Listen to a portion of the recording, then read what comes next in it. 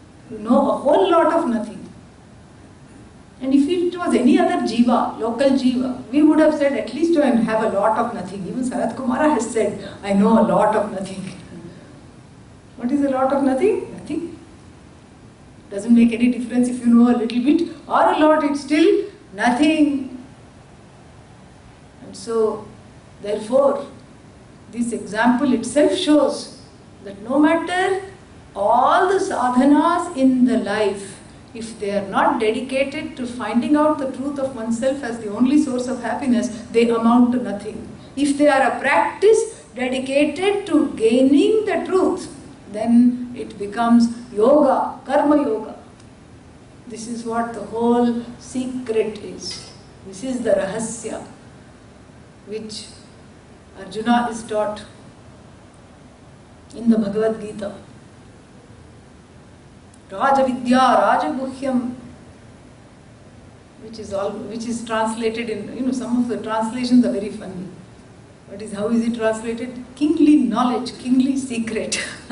Royal knowledge, royal secret. Regal knowledge. ठीक है, वो भी ठीक है. Regal knowledge means what? Where you feel like a king after knowing which. This is what one wants. One wants to feel like the overlord of everything. And so, because of these fears, resistances, pre-loaded assumptions, I am small, I am no good, this is not a valuable pursuit, how can I pursue this knowledge when there are so many people suffering? All these ideas that are there shows that there is not, that our understanding has to improve about what is the nature of this knowledge. And how pursuing this is not going to take away from anything that you want to do. In fact, it's going to make you do it better, with more dedication, with more commitment, with more joy. This is what one has to understand. And so therefore the knowledge is a package deal along with what is called the lifestyle. A committed lifestyle to gain this knowledge. This is what is called karma yoga. This, then it becomes a sadhana. If we understand this, it becomes a sadhana. We had a retreat last weekend. I was telling this one. I was giving this example. After this talk, now I am headed to the airport. Correct? Yeah. So if supposing one is headed to the airport, you can go many places on the way. Let's say you have a lot of time. You can go to someone's house. Say, I want to visit you. Let's have a cup of tea. You can go, you can say, I want to drop off the laundry. You can say, I want to pick up something to eat, because in the plane, what do they give? Nothing. Yeah, maybe peanuts. Yeah. So I'll pick up something to eat. You can say, on the way, I will just drop off the car. It's a rental car. You're doing many things, but where are you headed? Airport. That's where you are headed. You don't, when you go to the friend's house for the cup of tea, you don't move in there, since it's convenient because you already have your luggage. No. You're still headed to the airport.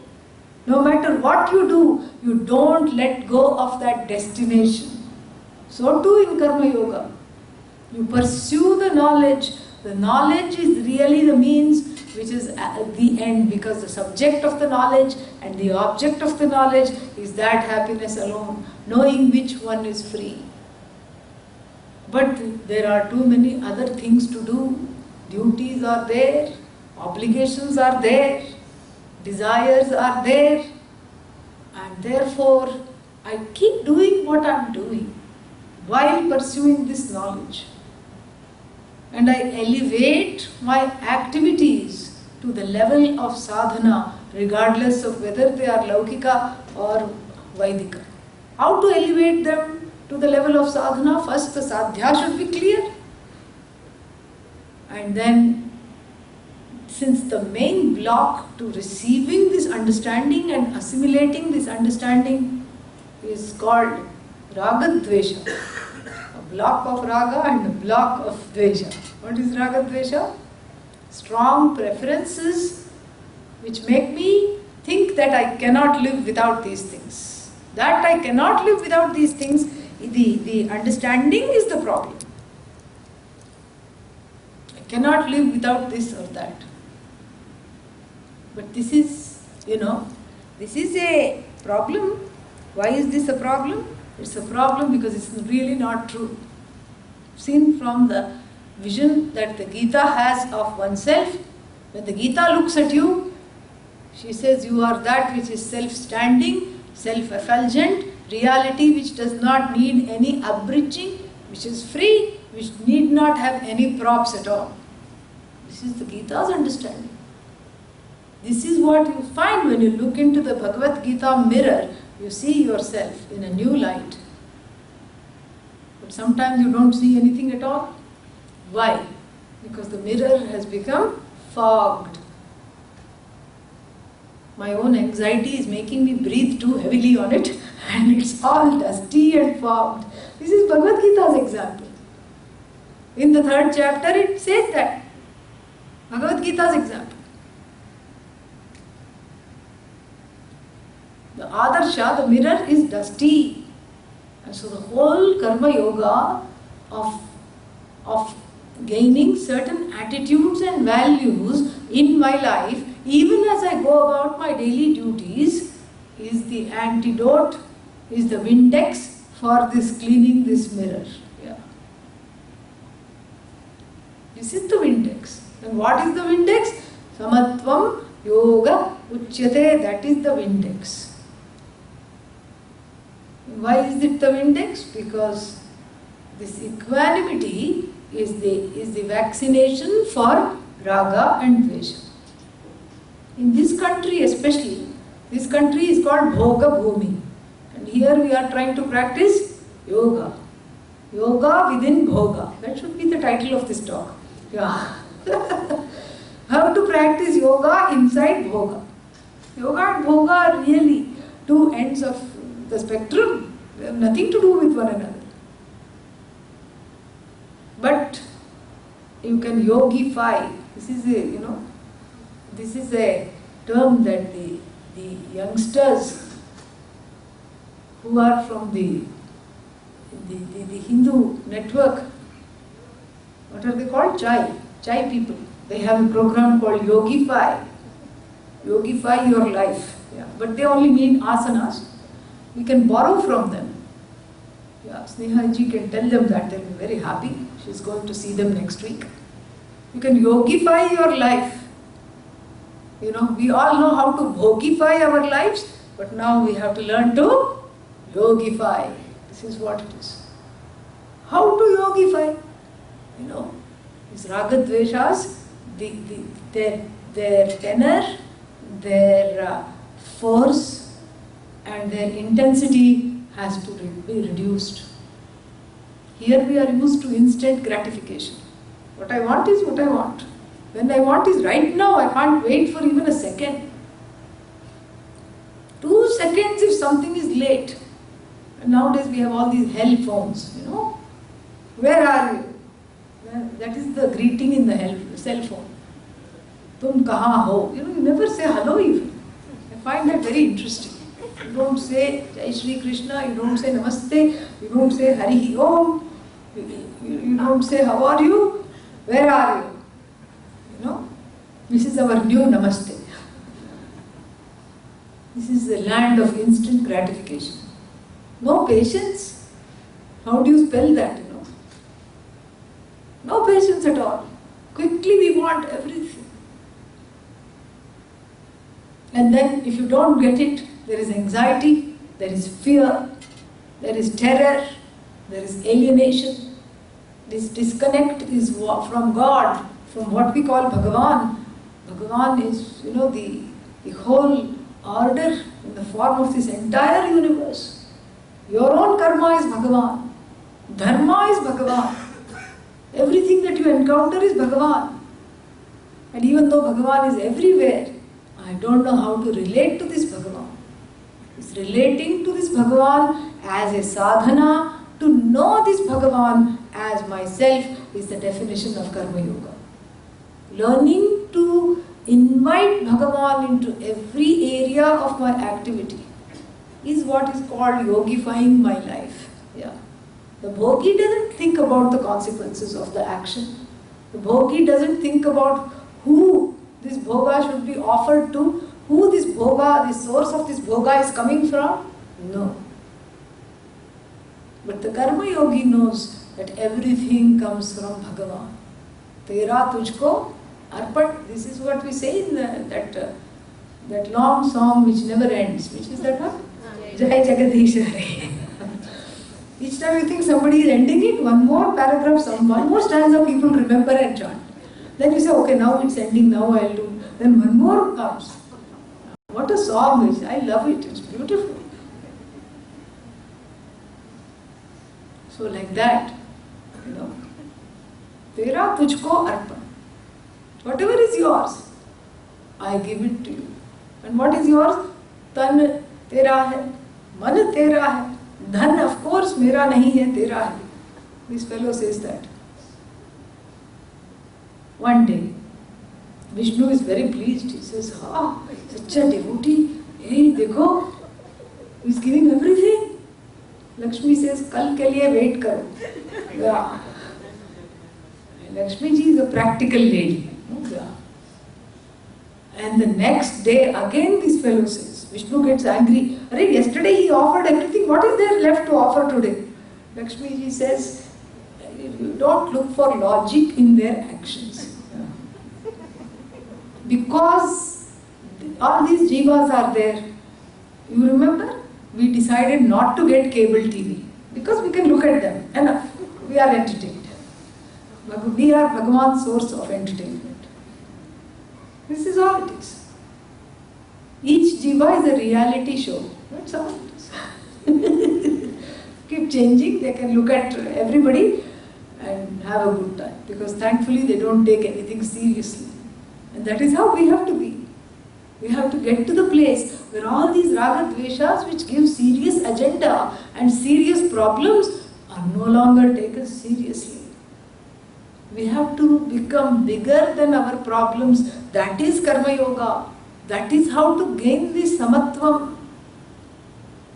Usually we say when one small problem strikes, what to do now? So many problems. Office mein problems, ghar mein problems. Inside the heart problems. Everywhere problems, home problems, everywhere I go problems. And this is how one gets overwhelmed. And this overwhelm becomes another mounting, issue where the knowledge is not assimilated. That one has to pursue knowledge, that one is already what one seeks. Only separated by ignorance itself takes a few lifetimes to understand. But if somehow one has understood that, to find the time to pursue this knowledge itself is another big, huge, thing. But when you know what Narada knew, that whatever I pursue has no meaning if this is not pursued with this. If this knowledge is not there. All the pursuits become like wearing tuxedo and sitting at home, not going anywhere. And so therefore I have to choose Bhagavan. Like even, Arjuna did. Duryodhana chose the Yadava army which Krishna had. Arjuna went to Lord Krishna and said, all I want is you. I don't want anything else. That's how Krishna became the Sarathi. In the Bhagavad Gita, the charioteer. Every arrow that passes has to pass through Lord Krishna and then, it will not even touch Arjuna. That is what is called Karma Yoga. Making Bhagavan, inviting Bhagavan to participate in my life. And this is what is symbolized in the Hindu lifestyle. Whether you take the religious aspect or the non-religious aspect, which really there is not. But you wake up in the morning, the bathing itself is a ritual. You do the same to Bhagavan, you do that reverentially to yourself. You walk, walking itself is a ritual. You work, work itself is a ritual. Work is worship, you do it worshipfully. You do it on time. You do it when it's supposed to be done. Not a day later, not a minute later. You do it in a timely fashion. And then there are other things. It's a duty-based society.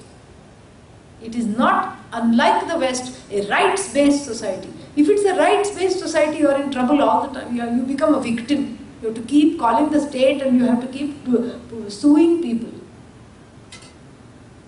But if it's a duties-based society, if you do your duties well, they automatically become the rights of others.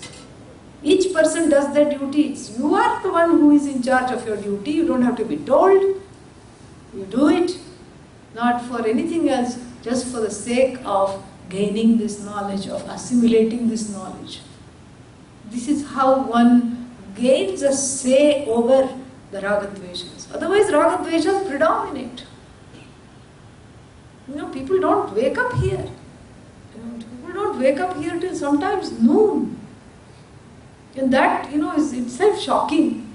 And if you look at the Hindu lifestyle, you have to get up in the morning. Every grahastha has to do a karma called Agnihotra, a fire ritual.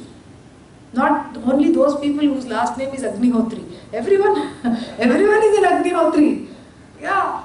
You don't have to say, my surname is not Agnihotri, why I have to do? Everybody, once you're married, you have to do. Husband and wife both used to sit together and do. And that same fire was received from the parents, and that same fire, the ultimate offering was one's own body. This is the lifestyle. And there are 2 time slots prescribed for doing Agnihotra. Anudite Juhoti, before sunrise. Can I have the other time slot? Because this is a little, too much. And this fellow is thinking, maybe this will be 9 o'clock, 10 o'clock, theek hai. Tab tak naha ke kar lenge, no problem. Udite juhoti. You either do it before sunrise or as the sun is rising. But that is not true in the West. I was speaking at one interfaith conference and I was giving some sunrise example. And one child said to me, can you please give sunset example because I've never seen sunrise. 10-year-old. Never seen sunrise. That is a hair-rising situation. From the Hindu point of view. It's not that the Vedas are sadistic. Isko uthao, isko, fasao, isko trouble karo. This is not that the Vedas want to trouble the jiva. It's a direction that is given. Because the hope is, once you wake up at sunrise, you don't go to bed after doing the yajna. You continue to be awake because there are other duties. There is puja, and the food is cooked in the name of Bhagavan, offered to Bhagavan. That is the only bhoga. We don't know any other word bhoga.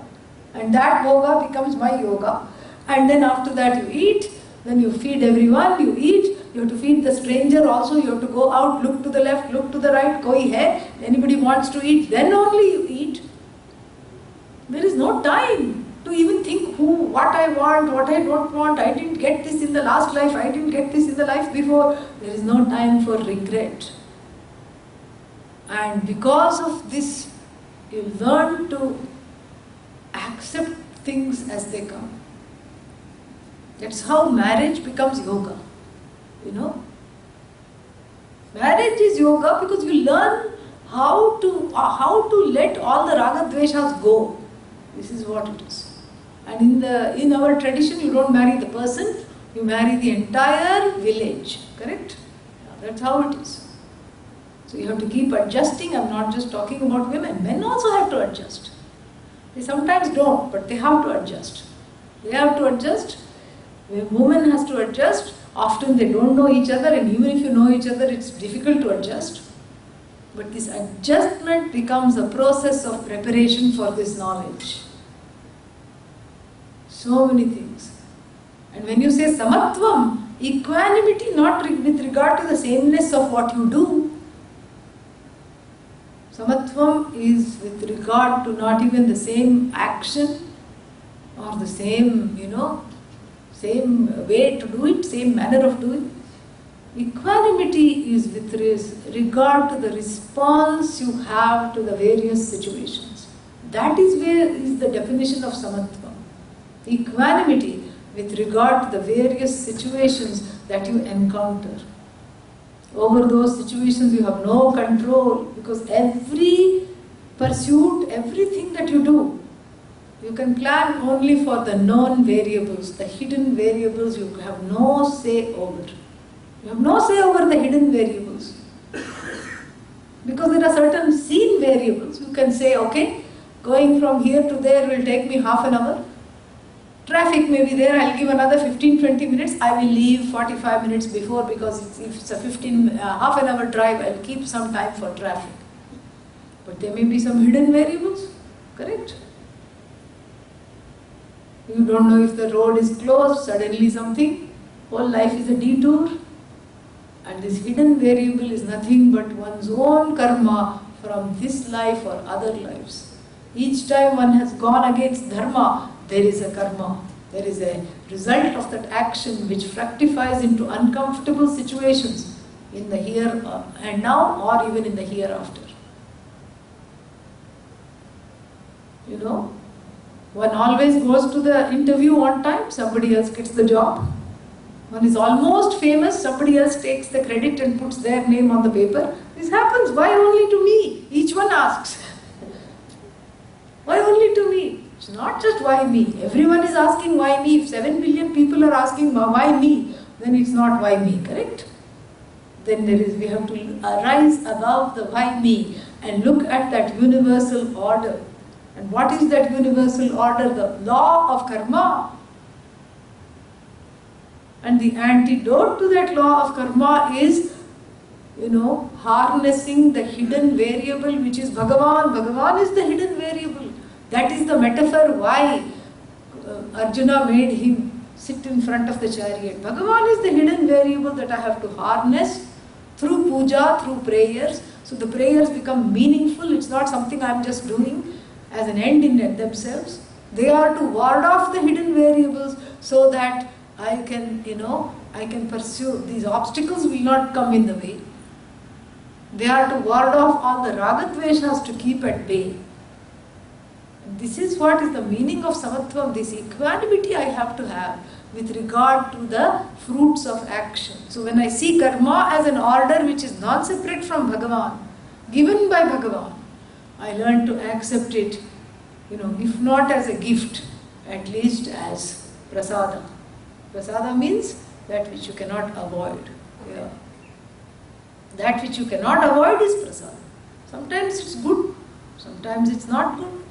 Just like when you go upstairs, some days you get only water, and some days laddu, somebody has offered, vada, Hanumanji is wearing a whole mala of vadas, and few vadas come into your hand, suddenly they just drop into your hands. And your favorite item is these vadas, and all 28 come out. 28? In this country they take out the wisdom teeth, so therefore I didn't say 32. All 28 come out. So, this is, it depends. You can't fight with the Purohit. You cannot say, Panditji, last time you gave me laddu. This time you are giving me kaddu. What is this? I want laddu now. Whatever is in your share, it will come. You have to wait. You have to allow it to come. Similarly, in life, you cannot always do what you like. If you try to keep doing what you like, it's a recipe for a feeling of failure, it's a recipe for sorrow. Really, if you want to be sad, keep trying to do what you like. Put your whole life in a particular agenda of doing what you want to do and what you like to do. It will not work.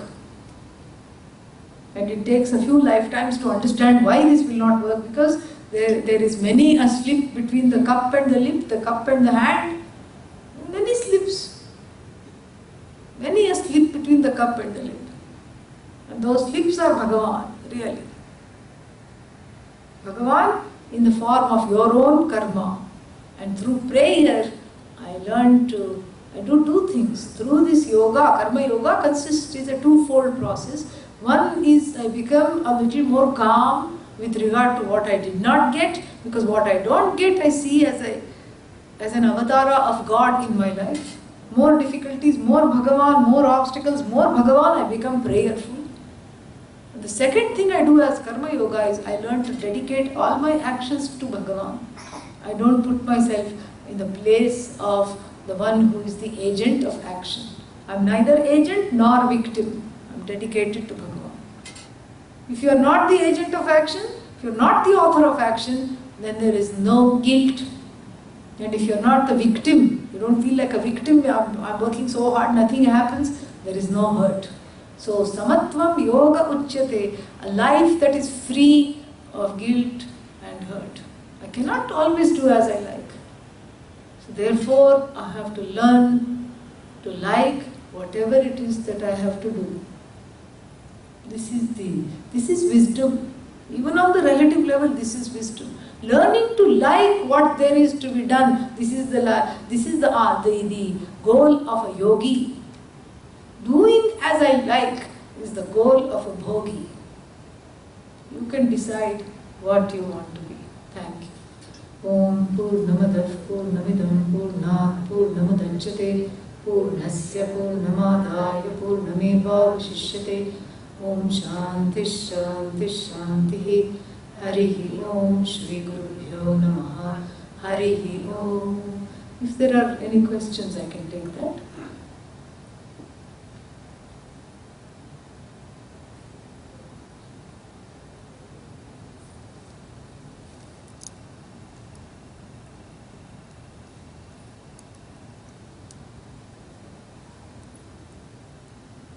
Okay, no questions.